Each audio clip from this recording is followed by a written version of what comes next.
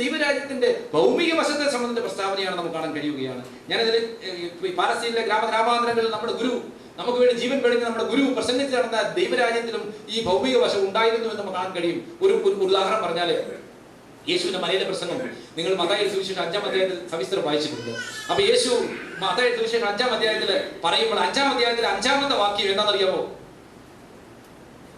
ആരെങ്കിലും ഓർക്കുന്നുണ്ടോ? മത്തായി സുവിശേഷം 5-ാം അധ്യായത്തിൽ 5-ാമത്തെ വാക്യം ഓർത്തിരിക്കാൻ എളുപ്പം 5-ന്റെ 5 എന്ന് പറയുന്നത് അല്ലേ? സൗമ്യതയുള്ളവർ ഭാഗ്യവാന്മാർ, അവർ ഭൂമിയെ കൈവശമാക്കും. അബ്രഹാമിനോട് ദൈവത്തെ കൊണ്ട് തന്നെ ആണയിട്ട് ഉറപ്പിച്ച് ഉടമ്പടിയിൽ പറഞ്ഞു, അബ്രഹാമേ, നീ തെക്കോട്ടും വടക്കോട്ടും കിഴക്കോട്ടും പടിഞ്ഞാറോട്ടും നോക്ക്, ഈ ഭൂമിയെല്ലാം നിനക്ക് ഞാൻ 99 വർഷത്തേക്ക് പാട്ടത്തിന് തരും. അങ്ങനെയാണ്, നിനക്ക് ഞാൻ ശാശ്വത അവകാശമായി തരും. ഇപ്പൊ എല്ലാവരും പാട്ടത്തിന് കൊടുക്കുന്ന കാലമാണ് 99 വർഷത്തേക്ക്. പക്ഷെ യേശുവിന് ദൈവം അബ്രഹാമിനോട് പറയാം 99 വർഷത്തേക്കല്ല, നിനക്ക് ഞാൻ ശാശ്വത അവകാശമായി തരും. സ്തെഫാനോസിനെ കല്ലെറിഞ്ഞ് കൊല്ലുന്നതിന് തൊട്ട് മുമ്പ് സ്തെഫാനോസ് പ്രസംഗിക്കുകയാണ്. നിങ്ങൾ അപ്പസ്തോലപ്രവൃത്തി 7-ാം അധ്യായം ഓർമ്മ ശരിയാണെങ്കിൽ, അപ്പസ്തോലപ്രവൃത്തി 7-ാം അധ്യായത്തിൽ സ്തെഫാനോസ് കല്ലെറിഞ്ഞ് കൊല്ലപ്പെടാൻ പോകുന്നതിന് തൊട്ട് മുമ്പ് നടത്തിയ പ്രസംഗത്തിൽ സ്തെഫാനോസ് പറയുകയാണ്, തേജോമാനായ ദൈവം വിഷപ്പെട്ടവൻ നമ്മുടെ പിതാവായ അബ്രഹാമിനെ വിളിച്ച് വേർതിരിച്ചു, ഈ ഭൂമി നിനക്ക് ശാശ്വതാവകാശമായി തരാമെന്ന് പറഞ്ഞു. പക്ഷേ ഒരു കാലടി നിലം പോലും അവന് കൊടുത്തില്ല. ഓ, ദൈവം എന്തൊരു ചതിയാ കാണിച്ചത്! ഇല്ല, ദൈവം ചതിച്ചിട്ടില്ല. വാഗ്ദത്തം ചെയ്തവൻ വിശ്വസ്തനാണ്. അവൻ അബ്രഹാമിന് കൊടുക്കാമെന്ന് പറഞ്ഞ രാജ്യം കൊടുക്കും. നീതി വസിക്കുന്ന ഒരു ഭൂമി ഉണ്ടാക്കി അബ്രഹാമിന് അവകാശമായി കൊടുക്കും. പ്രിയപ്പെട്ടവര്, നമുക്ക് കാണാൻ, അതാണ് ബൈബിളിലൂടെ നമുക്ക് സഞ്ചരിക്കുമ്പോൾ കാണാൻ കഴിയും. ദൈവം വാക്ക് മാറ്റിയിട്ടില്ല. അപ്പോൾ തീർച്ചയായും ദൈവരാജ്യത്തിന്റെ ഭൗമിക വശമുണ്ട്. ഈ ഭൂമിയിൽ ഭൗമിക വശം ഉണ്ട് എന്നുള്ളതാണ് നമ്മുടെ പ്രതീക്ഷ മുഴുവനും. പക്ഷെ അബ്രഹാമിന്റെ സന്തതി മുഖാന്തരമാണ് ഭൂമിയിൽ അനുഗ്രഹം ഉണ്ടാകേണ്ടത്. ആരായിരുന്നു അബ്രഹാമിന്റെ സന്തതി എന്ന് നമുക്ക് കാണാൻ കഴിയുകയാണ്. നമ്മളൊന്ന് ചിന്തിച്ചു നോക്കുക. അബ്രഹാമിന്റെ സന്തതി, അബ്രഹാമിന്റെ സാറ എന്ന് പറയുന്ന ഭാര്യയിൽ നിന്നുണ്ടായ ഇസഹാക്കാണോ, അതോ അബ്രഹാമിന്റെ ദാസി സ്ത്രീയിൽ നിന്നുണ്ടായ ഇസ്മേലാണോ, അല്ലെ അതുപോലെ തന്നെ മറ്റു കെത്തൂറ എന്ന് പറയുന്ന മറ്റൊരു സ്ത്രീയിൽ നിന്നുണ്ടായ മക്കളെ കുറിച്ച് പറയുന്നുണ്ട്? അവരാണോ? അവരാരുമല്ല എന്ന് ബൈബിൾ പറയുന്നു. അവരും അവരുടെ സന്തതി പരമ്പരകളോ അല്ല. അബ്രഹാമിന്റെ ജനപ്രകാരം ജനിച്ച മക്കളല്ല മക്കളെന്ന് റോമാലേഖനത്തിൽ അപ്പസ്തോലൻ ന്യായവാദം ചെയ്യുന്നുണ്ട്. പ്രിയപ്പെട്ടവരെ, അപ്പോൾ നമുക്ക് കാണാൻ കഴിയുന്നത് ഗലാത്യ ലേഖനം, കൃത്യമായി പറഞ്ഞാൽ ഗലാത്യ ലേഖനം 3-ാം അധ്യായത്തിന്റെ 16 മുതലുള്ള വാക്യങ്ങളിൽ അപ്പസ്തോലൻ പറയാണ്, അബ്രഹാമിനും അവന്റെ സന്തതികൾക്കും എന്ന അനേകരെ കുറിച്ചല്ല, അബ്രഹാമിനും അവന്റെ സന്തതിക്കും വാഗ്ദത്തങ്ങൾ ലഭിച്ചു എന്ന് പറയുന്നു. അബ്രഹാമിന്റെ വാഗ്ദത്ത സന്തതി ക്രിസ്തുവായിരുന്നു എന്ന് പറയുകയാണ്. അപ്പോൾ അബ്രഹാമെ, നീ മുഖാന്തരം, നിന്റെ സന്തതി മുഖാന്തരം ഭൂതനം അനുഗ്രഹിക്കപ്പെടുമെന്ന് പറയുന്ന ആ സന്തതി ഇസ്ഹാക്കല്ല, യാക്കോബല്ല, യാക്കോബിന്റെ മക്കളല്ല, പിന്നെ ആരാണ്? അത് ക്രിസ്തുവാണ് എന്ന് പറയുകയാണ്. അബ്രഹാമിന്റെ വാഗ്ദത്ത സന്തതി ക്രിസ്തുവാണ് എന്ന് പറയുകയാണ്. അപ്പോൾ അബ്രഹാമിന്റെ വാഗ്ദത്തത്തെ നമ്മളൊന്ന് ട്രാൻസ്ലേറ്റ് ചെയ്ത് വായിച്ചാൽ, അബ്രഹാമെ, നീ മുഖാന്തരവും നിന്റെ സന്തതിയായ ക്രിസ്തു മുഖാന്തരവും ഭൂമിയിലെ സകല കുടുംബങ്ങളും അനുഗ്രഹിക്കപ്പെടുമെന്നുള്ളതാണ്. പ്രിയപ്പെട്ടവരെ, ഒരുപക്ഷെ ഞാനും നിങ്ങളും അല്ലെ മരിച്ചു പോകുന്നതിന് മുമ്പ് സ്തെഫാനോസും പ്രത്യാശ വെച്ചെന്നറിയാമോ? അബ്രഹാമിന് കൊടുക്കാമെന്ന് പറഞ്ഞ ദേശം നിശ്ചയമായും കൊടുക്കും. അബ്രഹാമിന്റെ വാഗ്ദത്ത സന്തതി അധികാരം ഏറ്റെടുത്ത് വരുമ്പോൾ അവനോട് ഈ ദേശം മുഴുവൻ നീതി വസിക്കുന്ന ഭൂമിയായി കൺവേർട്ട് ചെയ്ത് അവന് കൊടുക്കുമെന്ന് പറയുകയാണ്. പ്രിയപ്പെട്ടവരെ, അപ്പൊ ദൈവം തന്നെ വിശുദ്ധ പ്രവാചകന്മാരോട് അരുളി ചെയ്ത ദൈവരാജ്യത്തിന് തീർച്ചയായും 2 വശങ്ങൾ ഉണ്ടായിരുന്നു. ഒരു ആത്മീയ വശവും ഒരു ഭൗമിക വശവും, ഒരു പുതിയ ഭൂമിയും ഒരു പുതിയ ആകാശവും, ഒരു വിസിബിൾ ഫേസും ഒരു ഇൻവിസിബിൾ ഫേസും, ഒരു ആത്മീയ വശവും ഒരു ഭൗമിക വശവും. യാതൊരു മാറ്റമല്ല. ബൈബിൾ അടിയുറച്ച് വിശ്വസിക്കുന്നു. ഈ കാര്യത്തിന് എത്ര തെളിവുകൾ വേണം നമുക്ക് കൊടുക്കാം. സ്നേഹിതന്മാരെ, ദൈവം തന്റെ രാജ്യം എപ്പോഴാണ് ഭൂമിയിൽ സ്ഥാപിക്കുന്നത്? വീണ്ടും ഞാൻ ചോദ്യത്തിലേക്ക് തിരിച്ചു വരികയാണ്. വ്യക്തമായി പറയുന്നത്, ഇനി അധികം വിശദീകരണത്തിലേക്ക് പോകണ്ട. ദൈവരാജ്യം എപ്പോൾ വരും? ഇതാണ് ചോദ്യം എന്ന് എനിക്കറിയാം. അപ്പോൾ തീർച്ചയായും ദൈവരാജ്യത്തെ കുറിച്ച് നമ്മൾ പറയുമ്പോൾ ദൈവം തക്ക സമയത്ത് അറിയിക്കേണ്ട ഒരു സുവിശേഷമാണ് ഇത്. ദൈവം യേശു പോലും ഈ ഭൂമിയിൽ വരുന്നതിന് മുമ്പേ അറിയിച്ചിരുന്നതാണ്. പക്ഷേ അത് സിംബോളിക് ആയിരുന്നു പറഞ്ഞത്, അത് പ്രോഫറ്റിക് സിംബൽ ഉപയോഗിച്ചായിരുന്നത് കൊണ്ട് അത് മനസ്സിലായില്ല.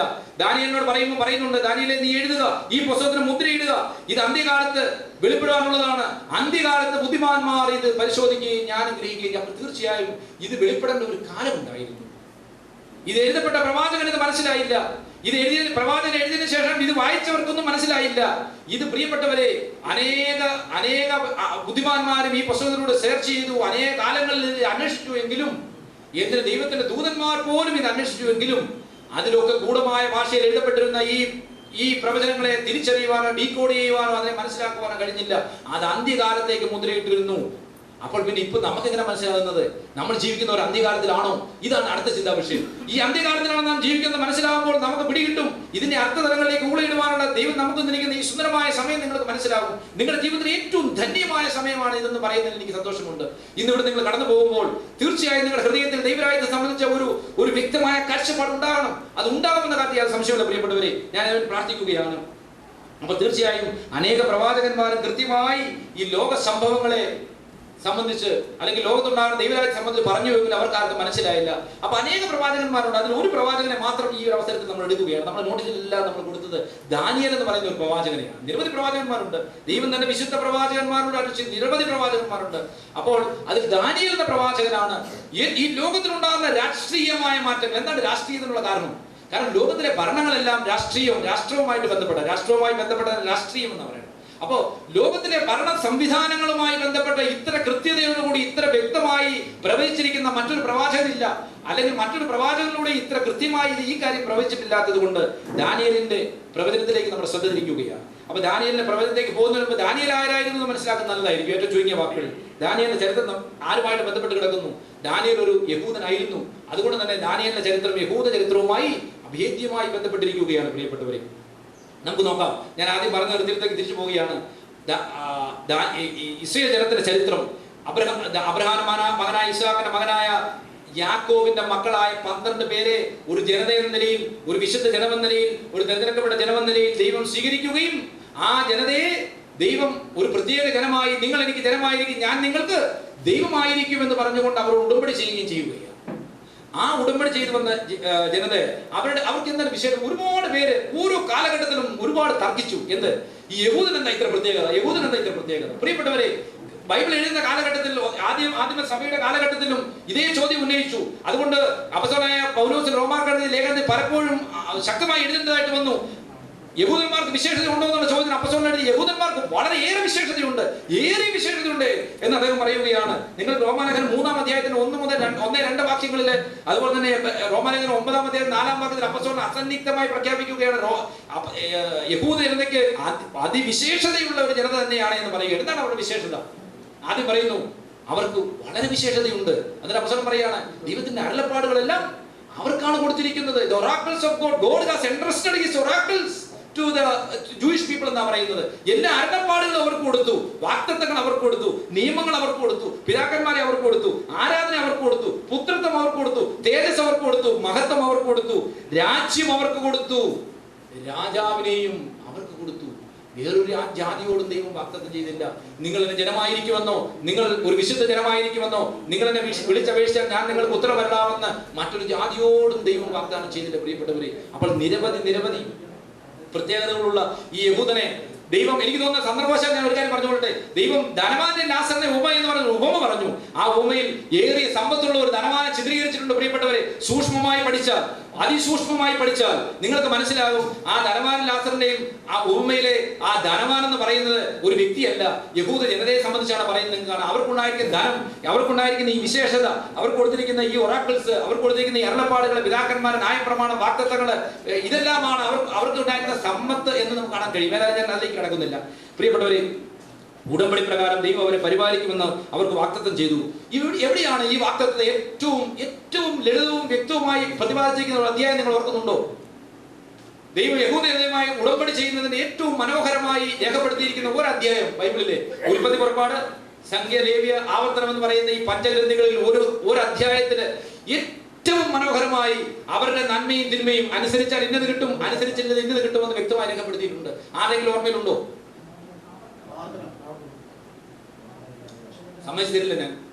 കാരണം ഞാൻ പറഞ്ഞ പോലെ എല്ലാം കൃത്യമായി പറഞ്ഞിട്ടുണ്ടാകും. അതിലിരിക്കുന്ന ഒരു പുസ്തകം എന്ന് പറയുന്നത് ലേവ്യ പുസ്തകത്തിന്റെ 26-ാമത്തെ അധ്യായമാണ്. നിങ്ങൾക്ക് വീട്ടിൽ പോയി വായിക്കുക. അതിന്റെ 1 മുതൽ അവസാനമുള്ള വാക്യങ്ങളിൽ വളരെ വ്യക്തമായി എഴുതിയിരിക്കുക. മറ്റൊരു കാര്യം അത് ചർച്ച ചെയ്യുന്നില്ല. അതിൽ ചർച്ച ചെയ്യുന്ന ഒരേ ഒരു വിഷയം എന്ന് പറയുന്നത് നിങ്ങൾ എനിക്കൊരു വിശുദ്ധ ജനമായിരിക്കും, നിങ്ങൾ വിഗ്രഹങ്ങൾ ഉണ്ടാക്കരുത്, ഒരു കല്ലിനെ ഉണ്ടാക്കുന്നതിന് മുമ്പ് നിൽക്കരുത്, അങ്ങനെ നിരവധി കാര്യങ്ങൾ പറഞ്ഞു വന്നിട്ട് പറയുകയാണ് നിങ്ങൾ എന്റെ കൽപ്പന അനുസരിച്ചാൽ, എന്റെ ഓർമ്മയിൽ പറയുകയാണ്, നിങ്ങൾ എന്റെ കൽപ്പന അനുസരിച്ചാൽ ഞാൻ നിങ്ങളുടെ മഴ തരും, നിങ്ങൾക്ക് ഞാൻ വിളവ് തരും, നിങ്ങളുടെ വിളവുകൾ അടുത്ത കൊയ്ത്ത് വരെ നിൽക്കും, ഓരോ കൊയ്ത്ത് കഴിയുമ്പോൾ അടുത്ത കൊയ്ത്ത് വരെയുള്ള വിളവുകൾ ഞാൻ നിങ്ങൾക്ക് തരും. അങ്ങനെ പറഞ്ഞു പറയുകയാണ്. നിങ്ങൾ 5 പേർ 100 പേരെ ഓടിക്കും, നിങ്ങൾ 100 പേർ 10,000 പേരെ ഓടിക്കും. ആണോ? നിങ്ങൾ എന്റെ വാക്ക് കേട്ടനുസരിച്ചാൽ, ഞാൻ നിങ്ങൾ വിളിച്ചപേക്ഷിച്ചാൽ ഞാൻ നിങ്ങൾക്ക് ഉത്തരം വരലും, ഞാൻ നിങ്ങൾക്ക് ദൈവമായിരിക്കും, നിങ്ങൾ എനിക്ക് ജനമായിരിക്കും എന്ന് അവരോട് പറഞ്ഞു. ഇന്ന് കഴിഞ്ഞ തൊട്ട് താഴെ അവരോട് മനോഹരമായ ഒരു കാര്യം പറഞ്ഞു.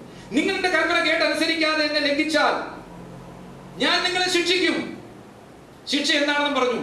ഞാൻ നിങ്ങളെ ശിക്ഷിക്കും, നിങ്ങളെ 7 തവണ ഞാൻ ശിക്ഷിക്കും, നിങ്ങളെ ഒരു പാപത്തിന് ഞാൻ 7 ടൈംസ് നിങ്ങളെ ഞാൻ ശിക്ഷിക്കും, നിങ്ങളെ 7 മടങ്ങ് ഞാൻ ശിക്ഷിക്കും എന്ന് പറയുകയാണ്. ഇത് ഒരു വാക്യത്തിലല്ല പറഞ്ഞിരിക്കുന്നത്. ഇത് 26-ാം അധ്യായത്തിൽ നിരവധി തവണ പറഞ്ഞിട്ടുണ്ട്. നിങ്ങൾ എന്റെ വാക്ക് കേട്ടനുസരിക്കാതെ പോയാൽ നിങ്ങളെ ഞാൻ 7 തവണ ശിക്ഷിക്കും, 7 തവണ ശിക്ഷിക്കും, 7 മടങ്ങ് ശിക്ഷിക്കും എന്ന് പറയുകയാണ്. പ്രിയപ്പെട്ടവരെ, ലേവ്യ പുസ്തകം 26-ാം അധ്യായത്തിന് ശേഷം പല സ്ഥലങ്ങളിലും 7 മടങ്ങ് ശിക്ഷയെ കുറിച്ച് പറഞ്ഞിട്ടുണ്ട്. എന്നാൽ 26-ാം അധ്യായം ഈ നിയമം വ്യക്തമായി രേഖപ്പെടുത്തിയിരിക്കുന്നതുകൊണ്ട് അത് നിങ്ങൾ വായിക്കുന്നത് നല്ലതായിരിക്കും. വീട്ടിൽ പോയി രാജാക്കന്മാർ അവർ പറഞ്ഞു, ഞങ്ങൾക്ക് രാജാക്കന്മാർ വേണമെന്ന് പറഞ്ഞു. ദൈവം അവർക്ക് രാജാക്കന്മാർ കൊടുത്ത് കുഴപ്പമില്ല. യഹോവയാം ദൈവം എന്ത് തരത്തിലുള്ള രാജ്യത്വമാണ് അവർക്ക് കൊടുത്തത് നിങ്ങൾ നോക്കുക. നമ്മൾ ദൈവരാജ്യത്തിലേക്ക് വരികയാണ് പ്രിയപ്പെട്ടവരെ. ദൈവത്തിന്റെ സാദൃശ്യ ജനമായ യഹൂദൻ ഒരു രാജാവിനെ ആവശ്യപ്പെട്ടപ്പോൾ ദൈവം അവർക്ക് രാജാവിനെ കൊടുക്കുകയാണ്. പക്ഷെ ദൈവം അവർക്ക് ഒരു സിംഹാസനം കൊടുത്തു, ഒരു രാജ്യത്വം കൊടുത്തു. എന്ത് രാജ്യത്വമാണ് ദൈവം കൊടുത്തത് അറിയാമോ? ബൈബിൾ പറയുകയാണ്, ദൈവം ഈ ഭൂമിയിൽ സ്ഥാപിക്കേണ്ട ദൈവരാജ്യത്തിന്റെ സാദൃശ്യമായ, അതിന്റെ സിംബോളിക്കായ, അതിന്റെ ടിപ്പിക്കലായ ഒരു സിംഹാസനം ഉണ്ടാക്കി അതിലാണ് ദൈവം യഹൂദ രാജാക്കന്മാരെ വാഴിച്ചതെന്ന് പറയുകയാണ്. കാരണം യഹൂദ രാജാവായ ശൗലിനെ വാഴിക്കുമ്പോൾ ദൈവത്തിന്റെ മഹാപുരോഹിതനാണ് അവിടെ അഭിഷേകം ചെയ്യുന്നത്. ദൈവത്തിന്റെ അഭിഷേകമുള്ളവരായിരുന്നു ശൗല്, ദൈവത്തിന്റെ അഭിഷേകമുള്ളവരായിരുന്നു ദാവീദ്, ദൈവത്തിന്റെ അഭിഷേകമുള്ളവരായിരുന്നു ശൗലോമോൻ. അവരൊക്കെ ഭരണം നടത്തി ദൈവത്തിന്റെ സിംഹാസനത്തിൽ ഇരുന്നായിരുന്നു എന്ന് ബൈബിൾ രേഖപ്പെടുത്തുന്നു. പ്രിയപ്പെട്ടവരെ, ചുരുക്കം പറഞ്ഞാൽ ദൈവത്തിന്റെ ഇസ്രായേലിന് കൊടുത്ത രാജ്യത്വം ദൈവം ഈ ഭൂമിയിൽ സ്ഥാപിക്കാനുള്ള രാജ്യത്വത്തിന്റെ ഒരു പ്രതീകമായിരുന്നു, ഒരു സാദൃശ്യമായിരുന്നു എന്ന് ബൈബിൾ ആണയിട്ട് ഉറപ്പിച്ച് പറയുകയാണ്. അപ്പോൾ താൻ ഭൂമിയിൽ സ്ഥാപിക്കാൻ പോകുന്ന രാജ്യത്തിന്റെ സാദൃശ്യമായ സിംഹാസനത്തിൽ ദൈവം യഹൂദന്മാരെ ഫലമേൽപ്പിക്കുകയും അവിടെ അവർക്ക് രാജാക്കന്മാരെ അനുവദിച്ചു കൊടുക്കുകയും ചെയ്തു. എവിടെയാണ് രാജാക്കന്മാരെ അനുവദിച്ചു കൊടുത്തു നോക്കുക. BC 1119 BC 1119 ക്രിസ്തുവിന് 1119 വർഷങ്ങൾ മുമ്പ് ദൈവം ആദ്യമായി ഇസ്രായേലിന് ഒരു രാജ്യത്വം വകവെച്ചു കൊടുത്തു. തന്റെ സിംഹാസനം ഭൂമിയിൽ സ്ഥാപിതമാകാൻ പോകുന്ന സിംഹാസനത്തിന്റെ സാദൃശ്യം അവർ കൊടുത്തു. എന്നിട്ട് അവർ കൽപ്പനകൾ കൊടുത്തു. അവിടെ ഒന്നാമത്തെ രാജാവായി ആരെ അഭിഷേകം ചെയ്തു? ശൗലിനെ അഭിഷേകം ചെയ്തു. പ്രിയപ്പെട്ടവരെ, നിങ്ങൾ ഓർക്കുന്നുണ്ടാകും, ശൗൽ എത്ര വർഷം ഭരിച്ചു? 40 വർഷം. പിന്നാലെ ആര് ഭരിച്ചു? ദാവീദ് ഭരിച്ചു. എത്ര വർഷം? 40 വർഷം. അതിന് പിന്നാലെ ആര് ഭരിച്ചു? ശലോമോൻ ഭരിച്ചു. എത്ര വർഷം? 40 വർഷം. അങ്ങനെ ശൗലും ദാവീദും ശലോമോനും അങ്ങനെയുള്ള എത്ര പേർ ഭരിച്ചു? 21 രാജാക്കന്മാർ ഭരിച്ചു. 21ാമത്തെ രാജാവ് സിദെക്കിയാവ്, 20ാമത്തെ രാജാവ് യഹോയാക്കീം. ഞാൻ ഇതൊക്കെ പറയുന്നത് എന്തിനാണെന്ന് ചോദിച്ചാൽ, ഇവരെ നമ്മൾ മുന്നോട്ട് പോകുന്ന ചരിത്രത്തിൽ ഇവർ ആവശ്യമുണ്ട്. ഇടയ്ക്കുള്ളവർ തൽക്കാലം വിടുക, അവരൊക്കെ ഇതിന്റെ കൂടെയുണ്ട്. അപ്പോൾ ശൗലിൽ ആരംഭിച്ച് ദാവീദിലൂടെയും ശലോമോനിലൂടെയും കടന്നു വന്ന് യഹോയാക്കീമിനും പിന്നീട് സിദെക്കിയാവിനും വന്ന് 21ാമത്തെ രാജാവ് സിദെക്കിയാവിൽ അവസാനിച്ച രാജഭരണം ഈ ഭൂമിയിൽ യഹോവയാം ദൈവം സ്ഥാപിക്കുവാൻ പോകുന്ന ദൈവരാജ്യത്തിന്റെ ഒരു സാദൃശ്യമായിരുന്നു എന്ന് ബൈബിൾ രേഖപ്പെടുത്തുന്നു. പിന്നെ എന്ത് സംഭവിച്ചു? സാദൃശ്യ ജലത്തിന് എന്ത് സംഭവിച്ചു? സാദൃശ്യ സിംഹാസനത്തിന് എന്ത് സംഭവിച്ചു? രാജ്യത്തിന് എന്ത് സംഭവിച്ചു എന്നുള്ളതാണ് നമ്മുടെ ചിന്താ വിഷയം. 20ാമത്തെ രാജാവ്, നമ്മൾ ചരിത്രത്തിലേക്ക് വരികയാണ്. നമ്മൾ ദാനിയേൽ ആരാണെന്നുള്ളതാണ് നമ്മുടെ ചിന്താ വിഷയം. അപ്പൊ ദാനിയേലിന്റെ ചരിത്രം പറഞ്ഞാണ് നമ്മൾ ഇവിടെ എത്തിയത്. പ്രിയപ്പെട്ടവർ, 20ാമത്തെ രാജാവായ യഹോയാക്കീം ഭരണം നടത്തുന്ന കാലം അദ്ദേഹം പലസ്തീൻ ഭരിക്കുകയാണ്. അദ്ദേഹം ജെറുസലേമിൽ തലസ്ഥാനമാക്കി യഹൂദയെ ഭരിക്കുന്ന കാലം, യൂദയെ ഭരിക്കുന്ന കാലം. പ്രിയപ്പെട്ടവരെ, അപ്പോഴാണ് കൽദയ രാജാവായ നെബൂഖദ്നേസർ എന്ത് ചെയ്തു? നെബൂഖദ്നേസർ ഈ ജെറുസലേമിലേക്ക് വരികയാണ്. അദ്ദേഹം ജെറുസലേമിൽ വന്ന് രാജാവിനെ തോൽപ്പിച്ചു, രാജാവിനെ പിടിച്ചു കെട്ടി കൊണ്ടുപോയി. പക്ഷെ രാജ്യത്തെ നീക്കിക്കളയാൻ തയ്യാറായില്ല. അദ്ദേഹം സിദെക്കിയാവിനെ രാജാവായി തുടരാൻ, സിദെക്കിയാവിനെ രാജാവായിക്കോളാൻ പറഞ്ഞ് സിദെക്കിയാവിനെ രാജഭരണം വിട്ടുകൊടുത്തിട്ട് അദ്ദേഹം തിരിച്ചു പോവുകയാണ് നമ്മൾ കാണുന്നത്. അപ്പോൾ യഹോയാക്കീമിന്റെ കാലത്ത്, അതായത് 20ാമത്തെ രാജാവായ യഹോയാക്കീമിന്റെ കാലത്ത് ജെറുസലേമിലേക്ക് വന്ന കൽദയ രാജാവായ നെബൂഖദ്നേസർ രാജാവിനെ പിടിച്ചു കെട്ടിക്കൊണ്ട് പോയി. കൂടെ കുറെ യുദ്ധ തടവുകാരെ കൊണ്ടുപോയി. ഈ തടവുകാരെ കൊണ്ടുപോയ കൂട്ടത്തിലുള്ളവരാണ് നമ്മുടെ ദാനിയേലിന് വയസ്സ് 14. ദാനിയേലിനെ മാത്രമല്ല, ദാനിയേലിനെ പോലെ എന്താ പറയുക, ബാലന്മാരായിരിക്കുന്ന ചോദിച്ചു ദാനിയേലിനെ പോലെ നിരവധി ബാലന്മാരെ കൊണ്ടുപോയി. അതിൽ 3-4 ബാലന്മാരെ കുറിച്ച് ബൈബിൾ പറയുന്നുണ്ട്. നിങ്ങൾക്കറിയാം, ഹനന്യാവ് ഇല്ലേ? ശരിയല്ലേ? പിന്നാണ് മിശായേൽ, അങ്ങനെ അല്ലെങ്കിൽ അസരിയാവ്, ഇങ്ങനെ പറയുന്ന നിരവധി ബാലന്മാരെയും കൊണ്ടുപോയി. ഈ ബാലന്മാരെ കൊടുത്തൊരു പ്രവാചകനെ കൊണ്ടുപോയി. ആരെയും ഓർക്കുന്നുണ്ടോ? ഒരു പ്രവാചകനെ കൂടി ഈ കൂടുതൽ കൊണ്ടുപോയി. അല്ലെങ്കിൽ പിന്നീട് ശരിയാ, യെസക്കിയേൽ പ്രവാചകൻ എന്ന് പറയുന്ന ആളും ഈ ദാനിയേലിന്റെ കൂട്ടത്തിൽ തന്നെ യുദ്ധത്തിൽ പിടിക്കപ്പെട്ടുകൊണ്ട് പോയ ഒരു ബാലനായിരുന്നു. പിന്നീട് അദ്ദേഹം പ്രവാചകനായി തീർന്നു. ഓക്കെ, അത് ചരിത്രം, ഞാനിപ്പോൾ അതിലേക്ക് കിടക്കുന്നില്ല. നമ്മുടെ ചിന്താവിഷയം ഇപ്പൊ ദാനിയേൽ ആരെന്നുള്ളതാണ്. അപ്പൊ ഞാൻ പറഞ്ഞു വരുന്നത്, അങ്ങനെ 20ാമത്തെ രാജാവ് യഹോയാക്കീമിന്റെ കാലത്ത് രാജാവിനെ പിടിച്ചു കെട്ടിക്കൊണ്ട് പോവുകയും ഒരുപാട് യഹൂദ ബാലന്മാരെ കൽദയ രാജ്യത്തിലേക്ക്, ബാബലിലേക്ക് കൊണ്ടുപോവുകയും ചെയ്ത കൂട്ടത്തിൽ പിടിച്ചുകൊണ്ടുപോയ ഒരു യഹൂദ ബാലനായിരുന്നു ദാനിയേൽ. 11 വർഷക്കാലം. അതിനുശേഷം സെദെക്കിയാവ് രാജാവായി അങ്ങനെ ഇരിക്കുമ്പോൾ അദ്ദേഹം വീണ്ടും ദൈവത്തിന് ഇഷ്ടമില്ലാതെ ചെയ്യുകയും വീണ്ടും തിന്മകൾ പ്രവർത്തിക്കുകയും ചെയ്തപ്പോൾ പ്രവചനം ഉണ്ടായി. നിങ്ങൾക്കറിയാം, യെഹെസ്കേലിന്റെ ഒരു പ്രവചനം നിങ്ങൾ വായിച്ചിട്ടുണ്ട്. ഈ 21 രാജാക്കന്മാരിലൂടെ ദൈവം ഈ ഭൂമിയിൽ വിഭാവനം ചെയ്ത് കാണിച്ച ഒരു സാദൃശ്യ സാമ്രാജ്യം അവസാനിക്കുന്നതിന് മുന്നോടിയായി ഒരു പ്രവചനം ഉണ്ടായി. എന്താണ് പ്രവചനം അറിയാമോ? ആ പ്രവചനത്തിലേക്ക് വരുന്നതിന് മുമ്പ് ദാനിയേലിനെ ബാബേലിൽ കൊണ്ടുപോയി അദ്ദേഹം അവിടെ 3 വർഷത്തോളം അദ്ദേഹത്തിന് നെബൂഖദ്നേസറിന്റെ രാജസന്നിധി പരിശീലനം ലഭിച്ചു. അതിനുശേഷം ബുദ്ധിമാനായ ദാനിയേലിനെ ആ രാജസദസ്സിലെ ഒരു ഉദ്യോഗസ്ഥനായി, ഭരണനിർവഹണത്തിന്റെ ഒരു ഉദ്യോഗസ്ഥനായി അദ്ദേഹത്തെ അപ്പോയിന്റ് ചെയ്തതായിട്ടൊക്കെ നമുക്ക് ചരിത്രത്തിൽ കാണാം. നിങ്ങൾ ദാനിയേലിന്റെ പ്രവചനം 1-2 അധ്യായത്തിൽ വായിച്ച് നിങ്ങൾക്ക് മനസ്സിലാവും. നമുക്ക് കാണാൻ കഴിയുന്നത് ഇങ്ങനെ കാലം കടന്നു പോകുന്ന ഒരു കാലം. സെദെക്കിയാവ് 21ാമത്തെ രാജാവായ സെദെക്കിയാവ് ഇസ്രായേൽ ഭരിക്കുന്ന കാലം. നെബൂഖദ്നേസർ വീണ്ടും വരികയാണ്. എങ്ങോട്ട് വരികയാണ്? ജെറുസലേമിലേക്ക് വരികയാണ്. ഈ പ്രാവശ്യം 9ാമത്തെ മാസം സെദെക്കിയാവിന്റെ ഓർമ്മ ശരിയാണെങ്കിൽ സെദെക്കിയാവ് രാജാവായ 9ാമത്തെ മാസം 9ാമത്തെ വർഷം 10ാമത്തെ മാസം ഒരു ഉപരോധം ഏർപ്പെടുത്തി. നമ്മൾ കേട്ടിട്ടില്ലേ, ഈ ഇറാനെതിരെ ഉപരോധം എന്ന് പറയുന്ന പോലെ ഉപരോധം ഏർപ്പെടുത്തി. ജെറുസലേം ചുറ്റും വളഞ്ഞു. ആരെയും വെളിയിലേക്ക് വിടത്തില്ല, ആരെയും അകത്തേക്ക് വിടത്തില്ല. ഉപരോധം ഏർപ്പെടുത്തി. ആ ഉപരോധം 1.5 വർഷം നീണ്ടു നിന്നു. അതായത് 11ാമത്തെ വർഷം 4ാം മാസം വരെ നീണ്ടു നിന്നു. കൃത്യമായ 1.5 വർഷം കൊണ്ട് ജെറുസലേം പട്ടണം മുഴുവൻ ക്ഷാമം ഉണ്ടായി. കാരണം അകത്തോട്ടൊന്നും വരുന്നില്ല, അതുകൊണ്ട് ക്ഷാമം ഉണ്ടായി. രാജാവിന്റെ പടയാളികളും രാജാവിന്റെ ആൾക്കാരും ഒക്കെ ഒരു കോട്ടയുടെ ഒരു വശം തുറന്ന് ഓടിപ്പോയി. രാജാവും കൂടെ ഓടിപ്പോയി. നിങ്ങൾക്ക് കാണാൻ കഴിയുന്നത് യെരിഹോം സമഭൂമിയിലേക്ക് ഓടിപ്പോയ സെദെക്കിയാവിനെ നെബൂഖദ്നേസറിന്റെ പട്ടാളം പിടിച്ചു. നമുക്ക് കാണാൻ കഴിയുന്നത് അദ്ദേഹത്തെ പിടിക്കുകയും അദ്ദേഹത്തിന്റെ കൺമുമ്പിൽ സ്വന്തം മക്കളെ കൊന്നുകളയുകയും ചെയ്തു. ഒടുവിൽ അദ്ദേഹത്തിന്റെ കണ്ണുകൾ രണ്ടും കുത്തിപ്പൊട്ടിച്ച് പ്രിയപ്പെട്ടവരെ അദ്ദേഹത്തെ തടവുകാരനായി ബാബേലിലേക്ക് കൊണ്ടുപോയി. പക്ഷെ ഈ പ്രാവശ്യം വിട്ടുകൊടുത്തില്ല. ഈ പ്രാവശ്യം നെബൂഖദ്നേസർ രാജാവിന്റെ പടയാളികൾ എന്ത് ചെയ്യുന്നറിയാമോ? അവർ ഇസ്രായേലിനെ ചുട്ട് ചാമ്പലാക്കി കളഞ്ഞു. ഈ യെരുശലേം ദേവാലയം, യെരുശലേമിലെ പ്രധാന വീഥികളും യെരുശലേമിലെ പ്രധാന ഭവനങ്ങളും കെട്ടിടങ്ങളും എല്ലാം അവർ കത്തിച്ചു കളഞ്ഞു.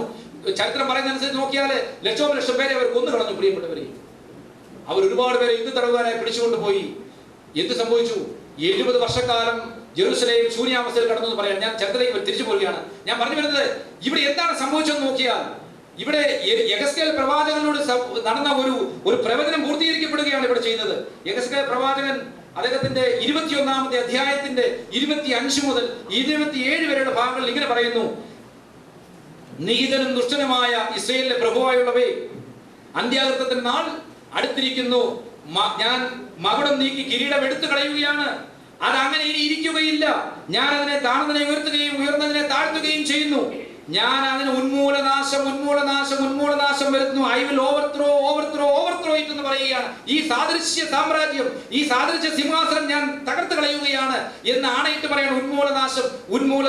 ഉന്മൂലനാശം വരുത്തുകയാണ്. എന്നിട്ട് പറയുന്ന ഒരു സെന്റൻസ് ആണ് നമ്മൾ ഏറ്റവും കൂടുതൽ സന്തോഷഭരിതരാക്കേണ്ടത്. എന്നിട്ട് പറയുകയാണ്, നിന്നെ ഞാൻ തകർത്ത് കളയുകയാണെങ്കിലും ഇനി ആ സിംഹാസനത്തിൽ അതിന് അവകാശിയായവൻ വരുവോളും ആരും ഇരിക്കുകയില്ല. പ്രിയപ്പെട്ടവരെ, ഈ ചർച്ചയിലെ ഏറ്റവും പ്രധാനപ്പെട്ട ഭാഗം എവിടെയാണ്?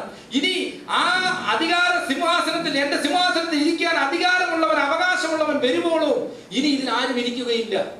പ്രതീക്ഷ ബാക്കി തന്നു.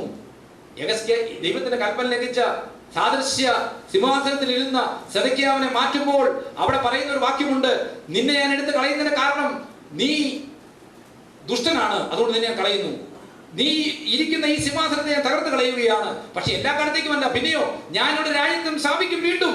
അതെപ്പോഴാണെന്നറിയാമോ? അതിന് അവകാശമുള്ളവൻ വരുവോളും ഈ സിംഹാസനത്തിൽ നീ ആരും ഇരിക്കുകയില്ല. പ്രിയപ്പെട്ടവരെ, ദാവീദ് ഭരിച്ചത് ഏത് സിംഹാസനത്തിൽ ഇരുന്നാന്ന് ചോദിച്ചാൽ തിരുവെഴുത്ത് പറയുന്നു, യഹോവയുടെ സിംഹാസനത്തിൽ ഇരുന്നാണ് ദാവീദ് ഭരിച്ചത്. അപ്പോൾ ദാവീദ് ഭരിച്ച സിംഹാസനം, ശലോമോൻ ഭരിച്ച സിംഹാസനം, സെദെക്കിയാവ് അവസാനമായി ഇരുന്ന സിംഹാസനം തകർത്ത് കളയുമ്പോൾ ദൈവത്തിന്റെ പ്രവാചകൻ പറയുകയാണ്, ഇനി അവകാശിയാകുന്നവൻ വരുവോളും ഈ സിംഹാസനത്തിൽ ഇനി ആരും ഇരിക്കുകയില്ല. അപ്പോൾ നമ്മുടെ പ്രതീക്ഷ എന്താണ്? ദൈവത്തിന്റെ രാജ്യം ഭൂമിയിൽ സ്ഥാപിതമാകുമ്പോൾ അത് ഏത് കാലഘട്ടത്തിലാണ്? അവകാശമുള്ളവൻ വരുവോളും. അവകാശമുള്ളവൻ എന്ത് വരുമെന്ന് കണ്ടെത്തിയാൽ ദൈവത്തിന്റെ രാജ്യം എന്തിവിടെ സ്ഥാപിക്കും, ദൈവത്തിന്റെ രാജ്യം ഈ ഭൂമിയിൽ എന്തിവിടെ അധികാരം പിടിച്ചെടുക്കുമെന്ന് നമുക്ക് കാണാൻ കഴിയും. നീതി വസിക്കുന്ന രാജ്യം എന്നുണ്ടാകും. ഈ പ്രപഞ്ച സൃഷ്ടാവായ ദൈവം മനുഷ്യവർഗത്തിന് വേണ്ടി സത്യമാക്കിയിരിക്കുന്ന ലോകാരംഭം സത്യമാക്കിയ രാജ്യം എന്നുണ്ടാകുമെന്ന് നമുക്ക് കാണാൻ കഴിയുകയാണ്. മനോഹരമാണ്, വളരെ മനോഹരമാണ്, വളരെ യുക്തിപൂർവമാണ്, വളരെ വ്യക്തമായിട്ട് ബൈബിൾ രേഖപ്പെടുത്തുകയാണ്. അപ്പോൾ യെഹെസ്കേൽ പ്രവചനം 21ാം അധ്യായത്തിന്റെ 25 മുതൽ 27 ഭാഗങ്ങൾ നിങ്ങൾക്ക് ഇത് കാണാൻ കഴിയും. അപ്പോൾ ഇപ്പോഴൊരു ചോദ്യമുണ്ട്, അവകാശി അവൻ ആരാണ്? അവകാശിയാവുന്നവൻ വരുവോളം ഇനി ഈ സിംഹാസനത്തിൽ ആരും ഇരിക്കുകയില്ല എന്ന് പറഞ്ഞ അവകാശിയാവൻ ആരാണ്? ഏതാ ചോദ്യം നിങ്ങളുടെ മനസ്സിൽ കിടക്കട്ടെ, നമ്മൾ മുന്നോട്ട് പോകാം. ഈ പ്രവചനത്തിന്റെ പൂർത്തീകരണത്തെ കുറിച്ച് പറയുമ്പോൾ നമുക്ക് ഇങ്ങനെ മനസ്സിലാക്കാൻ കഴിയും. BC 606 സെദെക്കിയാവിനെ സ്ഥാനഭ്രഷ്ടനാക്കുന്നത്. ഇത് ലോക ചരിത്രം സംബന്ധിച്ചിരുന്നുണ്ട്. നെബൂഖദ്നേസർ എന്ന് പറയുന്ന ബാബിലോണിയ ചക്രവർത്തി ബാബിലോണിയ സാമ്രാജ്യം പാലസ്തീൻ നാട് പിടിച്ചടക്കിയത് BC 606. BC 606 സെദെക്കിയാവിനെ സ്ഥാനഭ്രഷ്ടനാക്കിക്കൊണ്ട് എന്താ പറയുന്നത്, ഇസ്രായേൽ രാജ്യത്തിന് അവസാനം കുറിക്കുകയാണ്. പ്രിയപ്പെട്ടവരെ, അങ്ങനെ ബാബിലോണിയ സാമ്രാജ്യത്തിന്റെ ആക്രമണത്തോടെ സാദൃശ്യാർത്ഥ യഹോവയുടെ സിംഹാസനത്തിന്റെ സാദൃശ്യാർത്ഥ ഭരണം ഈ ഭൂമിയിൽ അവസാനിച്ചു. തന്റെ പ്രത്യേക ജനമെന്ന നിലയിൽ ഇസ്രായേലിന് കൊടുത്തിരുന്ന രാജ്യത്വം ദൈവം നീക്കിക്കളഞ്ഞു. യഹൂദന് ശിക്ഷ വിധിച്ചു. കാരണം മുന്നമേ പറഞ്ഞു നമ്മള്, യഹൂദൻ ന്യായപ്രമാണത്തെ വിരുദ്ധം ചെയ്താൽ അവനെ ശിക്ഷിക്കും എന്ന് പറഞ്ഞു അല്ലേ? ആ ശിക്ഷ ഇവിടെ കൊടുത്തു. ഭരണം ആർക്ക് കൊടുത്തു? യഹൂദന് കൊടുത്തിരുന്ന രാജഭരണം എടുത്ത് ജാതീയ രാജാക്കന്മാർക്ക് കൊടുത്തു, അല്ലെങ്കിൽ ബാബിലോണിയ ചക്രവർത്തിക്ക് കൊടുത്തു.